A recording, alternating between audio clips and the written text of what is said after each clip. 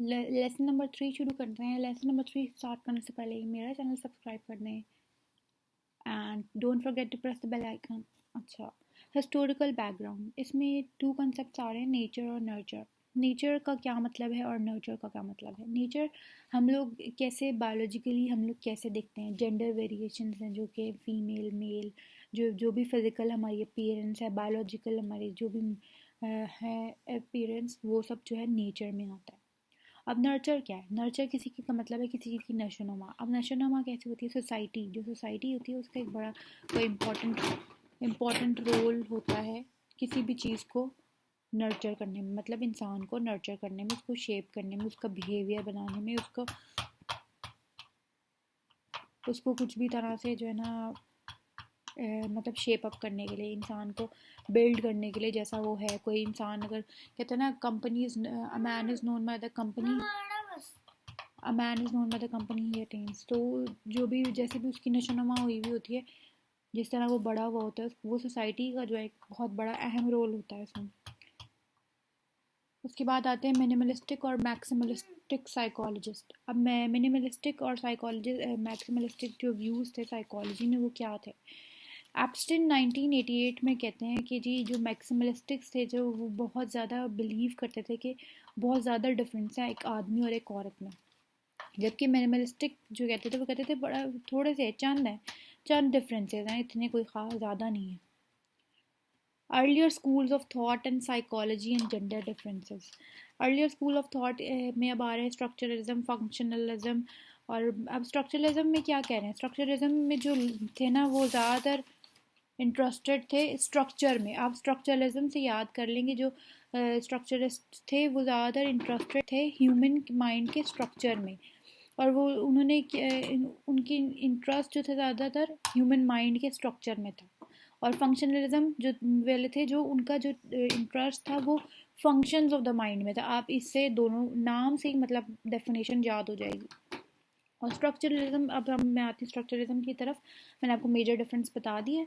अब स्ट्रक्चरलिज्म को थोड़ा सा डिफाइन कर देती हूँ। स्ट्रक्चरलिज्म वाले कहते थे कि जो उनका जो इन्वेस्टिगेशन थी वो जर्नलाइज्ड एडल्ट माइंड पे थी। और जर्नलाइज्ड एडल्ट माइंड का मतलब है कि मेल माइंड, उनकी जो भी इन्वेस्टिगेशंस थी, जो भी रिसर्च थी, वो मेल माइंड के इर्द गिर्द घूमती थी। और वुमेन्स का जो था ना वो कोई नामो निशान ही नहीं था उसमें। जो स्ट्रक्चरलिज्म थे उन्होंने एक्सक्लूड कर दिए थे group, children, animals, feeble minded और इवन वुमेन। बस उनकी जो भी थी ना इन्वेस्टिगेशन वो मेल माइंड के इर्द गिर्द घूमती थी, और वो कहते थे जो मेल माइंड है वही सब कुछ है। मतलब आगे फंक्शनलिज्म में जो है वो, फंक्शनलिज्म का मैं बताया था कि फंक्शनलिज्म की नाम से आप याद करें कि जो फंक्शनलिज्म वाले थे वो फंक्शन ऑफ द माइंड पे जो है ना वो ज़्यादा फोकस था उनका। जैसा कि स्ट्रक्चरिज्म वाले थे उनका स्ट्रक्चर ऑफ माइंड पे फोकस था, लेकिन जो फंक्शनलिज्म वाले थे उनका फंक्शन ऑफ द माइंड पे फोकस था। और जो फंक्शनलिज्म थे उनका, उनकी जो था ना वैरायटी थी, वाइडर वैरायटी थी उनकी रिसर्च में। वो वुमेन को भी शामिल करते थे, चिल्ड्रन को भी शामिल करते थे, और एनिमल्स को भी शामिल करते थे। अब है impact of studies on intelligence and adaptability. 2 major areas थे फंक्शनलिस्ट के इंटरेस्ट के। एक था इंटेलिजेंस टेस्ट डेवलपमेंट, क्योंकि वो फंक्शन ऑफ माइंड पर थे। तो एक था इंटेलिजेंस टेस्ट डेवलपमेंट, एक स्टडी ऑफ इंडिविजुअल डिफरेंसेस, कि हर एक इंडिविजुअल में डिफरेंसेस होते हैं, तो उसकी भी स्टडी उन्होंने की। और कि हर एक जो इंडिविजुअल है उसका डिफरेंट मेंटल एबिलिटी होती है। एक मतलब कि जो घर में बच्चे होते हैं, अगर एक माँ बाप के जो है ना 2 बच्चे हैं, तो दोनों की जो मेंटल एबिलिटीज़ होती हैं डिफरेंट होती हैं, दोनों के इंटरेस्ट डिफरेंट होता है। अगर कोई एक बच्चा ज़्यादा इंटेलिजेंट है तो दूसरा बच्चा अगर इंटेलिजेंट नहीं है तो उसमें कोई और स्किल्स हो सकती हैं, कोई और उसमें किसी और चीज़ का इंटरेस्ट हो सकता है, वो ड्राइंग में, पेंटिंग्स में ज़्यादा अच्छा हो सकता है, वो उस चीज़ को आगे लेके चल सकता है। तो यही मतलब कहने का मतलब है। अब सारे तो डॉक्टर नहीं ना बन सकते, अगर सब डॉक्टर बन जाए तो बाकी बचेगा कौन। बाकी इतने सारे शोबे हैं दुनिया में, फिर बाकी कौन काम करेगा, घर कौन बनाएगा, आर्किटेक्ट कौन होगा, मजदूर उसमें कौन होगा। तो हर एक का जो मेंटल कैपेसिटीज़ होती हैं, एबिलिटीज़ होती हैं, डिफरेंट होती हैं। डार्विन जो है, डार्विन क्या कहते हैं, उन्होंने फंक्शनलिस्ट को ना बड़ा इम्पैक्ट किया। Darwin influence impacted the functionalist as well. Darwin का जो था ना, डार्विन ने फंक्शनलिस्ट वालों को बहुत ज़्यादा इम्पैक्ट किया। एक बड़ी पॉपुलर एरिया ऑफ स्टडी थी जो कि कहते थे बायोलॉजिकली डिटरमिनेंट डिफरेंसेस, जो कि बायोलॉजिकली जो भी डिफरेंस थे ना उनको स्टडी करना था, जो कि biological basis of sex difference, जो कि सेक्स डिफरेंस के ऊपर जो मुश्तमिल से सही बात है। बायोलॉजिकल डिफरेंस तो वही होगा ना, मेल और फीमेल का डिफरेंस। और ये जो थी ना ये स्टडी जो थी, इस एरिया की स्टडी के सेक्स डिफरेंस की जो स्टडी थी वो एक बिगनिंग थी एम्पिरिकल इन्वेस्टिगेशन की, empirical investigation of sex differences. ये एक फॉर्मल बिगनिंग थी, लेकिन ज़्यादातर ये बायसनेस इसमें शो हो रही थी। इनमें जो है ना मेल और फीमेल रोल्स को एक बड़ा ना बायसनेस इन्होंने शो की, और उन्होंने बड़ा सोशल इन्फ्लुएंस शो किया, और उन्होंने बहुत सारी चीज़ें जो थी ना वो इग्नोर्ड थी, जो कि औरतों में उन्होंने, क्योंकि स्टडी में ऐसी फाइंडिंग्स आई जो कि जो फीमेल साइकोलॉजिस्ट थी उनको बड़ा कोई उनके ऊपर उनको गुस्सा आने लग गया कि भाई ये क्या आपने फाइंडिंग की है। कि उन्होंने उनकी फाइंडिंग जो थी, अब वो हम लोग देखते हैं। उनकी फाइंडिंग्स थी कि जो जो औरतें हैं वो लेस इंटेलिजेंट है आदमियों के निस्बत, और जो औरतें हैं वो ज़्यादा एजुकेशन भी उनको B fitted for less from the education, वो एजुकेशन से भी इतना फ़ायदा नहीं उठा सकती। पहले उन्होंने कहा लेस इंटेलिजेंट है, फिर वो उन्होंने कहा कि एजुकेशन से फ़ायदा नहीं उठा सकती, फिर उन्होंने कहा कि वुमेन जो है ना उनके पास स्ट्रॉन्ग मैटरनल इंस्टिंक्ट है, और फिर उन्होंने कहा कि वो जो है ना औरतें ना वो इंटेलिजेंट हैं, ना उनके पास ना वो एजुकेशन लेती हैं, और फिर उन्होंने तीसरे नंबर पे एक इतनी कह दिया कि उनके पास सक्सेस या एमिनेंस की जो एग्जाम्पल्स है ना औरतों की वो बड़ी कम। और ये जो फाइंडिंग्स का मतलब बेसिकली रिजल्ट क्या था, रिजल्ट यही था, मतलब वो यही कहना चाहते थे कि females were as a whole, मैं आपको बता रही हूँ एज अ होल वो यही कहना चाहते थे कि इंटेलेक्चुअली डेफिशिएंट है, उनके अंदर कमियां हैं। फंक्शनलिस्ट जो थे वो नेचर में इंटरेस्टेड थे, जबकि नर्चर में वो इतने इंटरेस्टेड नहीं थे। और जो study of sex roles and cultural concept of masculine and feminine did not interest them, ये उनको इंटरेस्ट नहीं करता था। जो फंक्शनलिस्ट की ये जेंडर बायस्ड जो व्यूज़ और फाइंडिंग्स थी ना, बड़ा उनको इस बात पे क्रिटिसिज्म मिला, अच्छा खासा क्रिटिसिज्म मिला। और ज़्यादातर जो फीमेल साइकोलॉजिस्ट थी, जिनमें हेलन थॉम्सन वुली एक नाम है, एंड लेटा स्टेटर हॉलिंगवर्थ, उन्होंने बड़ा क्रिटिसाइज़ किया और आर्ग्यू किया, और उसके ख़िलाफ़ एक बड़ा स्टैंड उन्होंने लिया फंक्शनलिस्ट के व्यू पर। उन्होंने कहा, पहले जो है वूली कहती हैं 1900 में, उन्होंने एक पॉइंट रेस किया कि ये जो रिसर्चर्स हैं, फंक्शनलिस्ट के जो रिसर्चर्स हैं, वो अपनी पर्सनल बायसनेस शो कर रहे हैं, इसमें अपने सेंटिमेंट्स और प्रेजुडिस शो कर रहे हैं, वो तो सिर्फ एक तरफ की बात को देख रहे हैं। आगे हॉलिंगवर्थ ने क्या कहा, लेटा स्टेटर हॉलिंगवर्थ कहती हैं कि वुमेन को जो है ना अपॉर्चुनिटी तो मिलती ही है, आप उनका पोटेंशियल कैसे जज कर सकते हैं जब तक कि उनको कोई अपॉर्चुनिटी ही ना मिले लाइफ में, बेशक वो करियर हो, बेशक वो मैटरनिटी हो, या वो बोथ हो।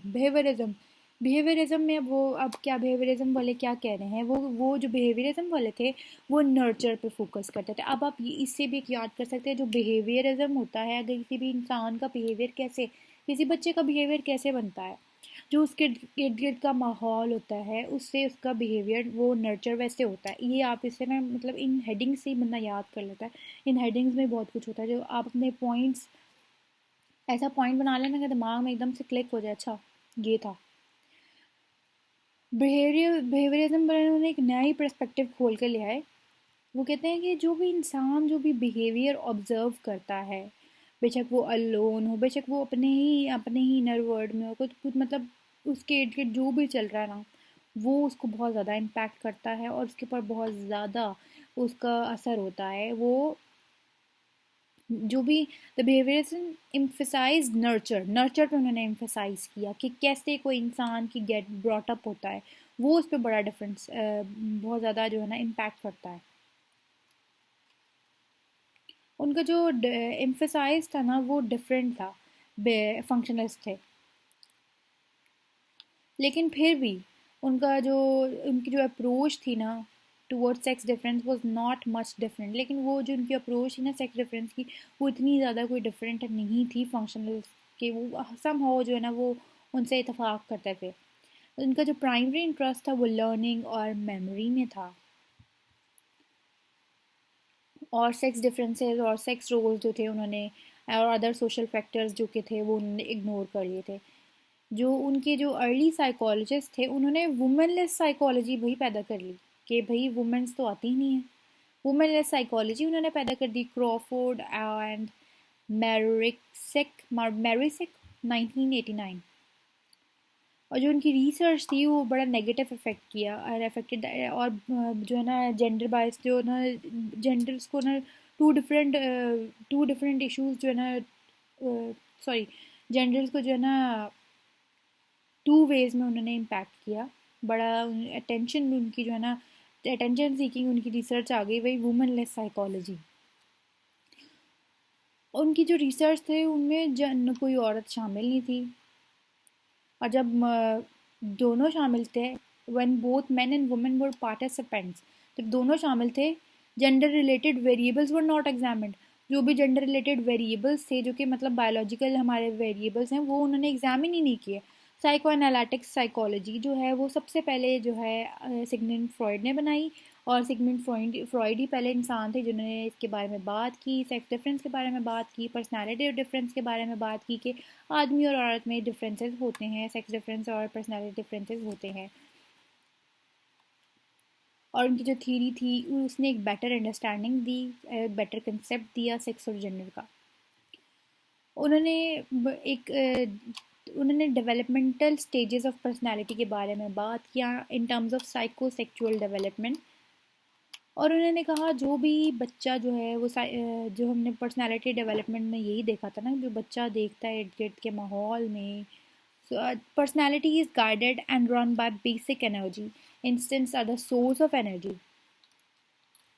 जो भी चाइल्ड का परसेप्शन है, anatomical difference between boys and girls, for example अगर अब हम लोग देखते हैं कि जो एक बच्चा है, अगर उसकी मेल है या फीमेल है, फ़र्ज़ करें फीमेल है, फीमेल के अंदर जो भी डिफरेंस या मेल के अंदर जो भी बॉडीली डिफरेंसेस है, फिर वो डिफरेंस रियलाइज़ करता है अपने अंदर कि हाँ हाँ मेरे अंदर ये डिफरेंस है, और वो देखता है कि हाँ ये इस बंदे के अंदर ये जो अपोजिट सेक्स है उसके अंदर ये चीज़ है, और वो जो है ना ये उनके अंदर अट्रैक्शन पैदा करती है टुवर्ड द ऑपोजिट सेक्स। अब इसी तरह जो पेरेंट्स होते हैं, अगर फॉर एग्जांपल एक बॉय की फॉर एग्जांपल एक मेल चाइल्ड की मदर जो है वो उसको ज़्यादा अट्रैक्ट करती है, फीमेल मदर जो होती है वो ज़्यादा अट्रैक्ट करती है, और जो उसका सेम सेक्स पेरेंट होता है उसके तरफ जो है ना उसकी हॉस्टिलिटी पैदा होती है। फिर उनके अंदर एक कॉन्फ्लिक्ट पैदा हो जाता है कि जब सेम सेक्स पेरेंट के दरमियान, the case of a male child is graver in nature, he undergoes a deeper conflict and trauma in personality development. Freud ने जो है ना इससे थ्रू हाइपोथेसिस डेवलप किया कि उन्होंने कहा कि जो वुमेन के नस्बत जो मेन है ना वो उनके पास स्ट्रॉन्गर कंसाइज हैं और ज़्यादा जो है ना सेंस ऑफ सोशल वैल्यू है। आगे उन्होंने कहा कि जो औरतें हैं वो जेलस हैं, वो आदमी की अचीवमेंट पे, लेस एथिकल है, मोर सेल्फ कॉन्टेम्प्टुअस है, और मोर कंसर्न है कि अपनी अपीयरेंस के लिए बहुत ज़्यादा कंसर्न है। और इसके ये जब आया तो उन्होंने कहा कि जो फ्रॉइड है ना वो एक पैट्रियार्चल सोसाइटी या मेल डोमिनेंट सोसाइटी की तरफ जो है ना स्ट्रेंथ कर रहा है अपने पॉइंट ऑफ व्यू, और ये इसकी जो ये थीरी थी वो बड़ी पॉपुलर हुई all over the world, in the specially in the east.